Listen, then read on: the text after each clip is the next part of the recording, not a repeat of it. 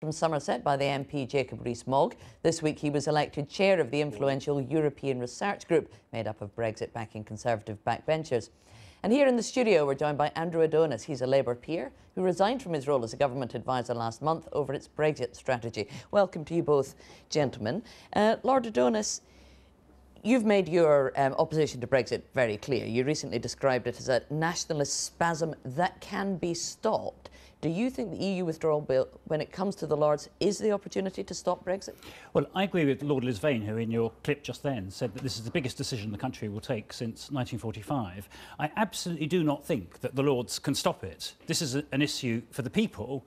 This started with the people in a referendum, and my view is that the final say should go to the people. The critical issue over the coming months is going to be the relationship between the House of Lords and the House of Commons in seeing that the people have the final say. Now, there's a lot of detailed work we need to do on the bill. When you say the people have the final say, you're talking about a second referendum?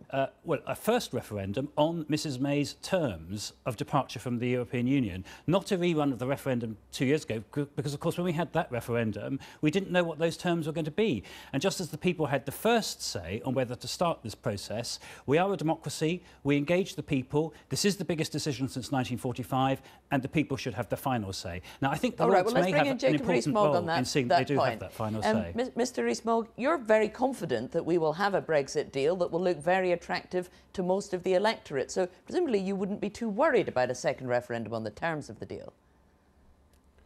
Well, I think the ambition of the Lords in putting forward a second referendum is actually to try to stop Brexit, and Lord Adonis has been very clear about that. He said only yesterday that he wanted to delete all the clauses of the withdrawal bill.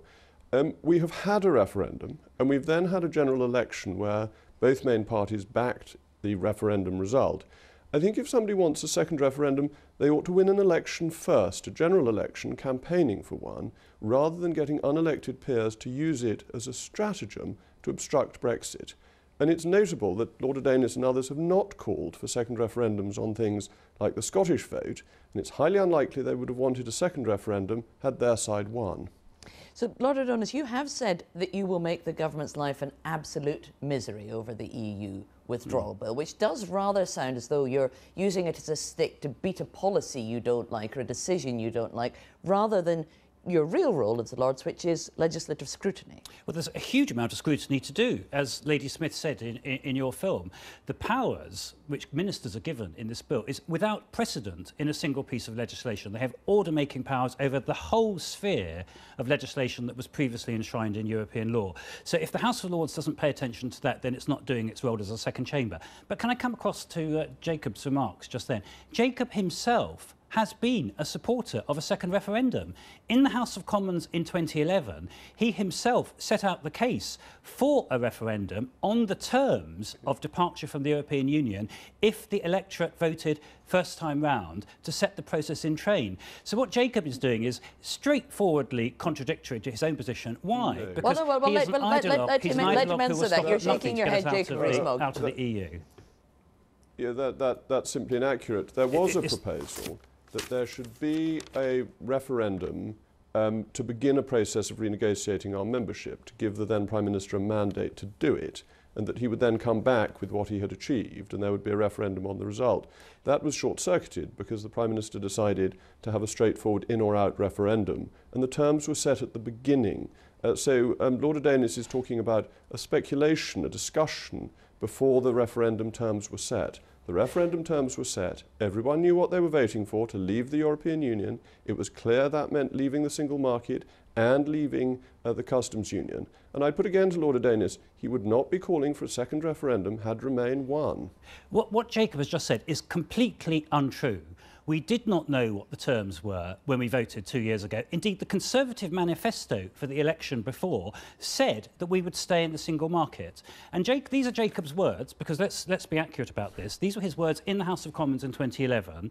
It might make sense to have the second referendum after the renegotiation is completed. Oh, but he says he's talking about the completely he's talking about Cameron's renegotiation that he went to before the EU referendum. Exactly the same principle applies now. We've had a negotiation. We're seeing the terms terms that Mrs May is coming back with, and it's absolutely right that the people should have a say on those terms, and it shouldn't be Jacob Rees-Mogg and the Brexit ideologues who decide what the terms are of our departure from the European Union. Jacob Rees-Mogg?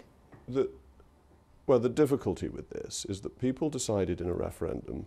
The general election manifestos of both parties committed to carrying out the result of that referendum. If Lord Adonis wants to put his case forward, he should try and stand for election, something I don't believe he has ever done. See if he can win a general election campaigning to reverse the result. What should not happen is that unelected peers should try to frustrate the will of the British people as now expressed in 2 democratic votes. OK, so on that, Jacob Rees-Mogg, you've been issuing some veiled threats this week saying that the House of Lords would get into difficulties if they try to frustrate Brexit. What do you mean by that? Well, I think what Baroness Smith is saying is actually very sensible, that the House of Lords will abide by the constitutional conventions, that it will look to revise. I have concerns about some of the Henry VIII powers myself, so I think that's a perfectly reasonable thing for the Lords to look at in its normal constitutional role. But if the House of Lords gets into a 1909 position of peers against the people, then the people win, and the Lords need to be aware of that. They need to observe the constitutional norms, and then everything will carry on as it is. The Lords need to be aware that what might happen to them in those circumstances, that the government could flood the chamber with 200 new Tory peers? Well, it's already pretty flooded, but yes, you would have to have a deluge on top of a flood. The House of Lords has to abide by the constitutional norms, otherwise the Prime Minister would be perfectly entitled to use the reserve powers to create more peers. But I hope that won't be necessary. This, again, is a conditional. It's not something that I am calling for. Lord Adonis? What Jacob is doing is threatening the Lords. Is a Brexit ideologue who will stop at nothing to get Brexit through without the people having the final say. But what he's also doing is dodging the issue, because nobody is talking about the House of Lords asserting itself against the people. The issue which it will come down to is if the House of Lords invites the House of Commons, that is Jacob and his colleagues, themselves to reach a decision again on the issue of whether there should be a referendum on the final terms. That is not anti-democratic. That is the proper expression of democracy and the role of the House of Lords. As I say, that is something which Jacob himself has supported in the past. It's no longer convenient for him to recognise that fact, but I'm afraid people's past does catch up with them. His ally, Nigel Farage, has now come to support a referendum on Mrs May's Brexit deal because he realised it's inevitable. My own view is that in the coming months, as people realise the gravity of this decision and the fact that Parliament itself is not in a great place to take it because there has been a referendum, I think the case for a referendum on Mrs May's terms will be unstoppable, and the House of Lords will play an important democratic role in inviting the House of Commons to reach a decision on that. Jacob Rees-Mogg, it would be ironic, wouldn't it, if the British Constitution, working its way through as it does, the House of Lords making revisions, sending them back to the Commons, for you to argue against that when what you wanted was us to take back control of our own government? I'm all in favour of taking back control and decisions being made in the House of Commons with the Lords acting as a revising chamber. But you have to understand the motives of people who want this second referendum.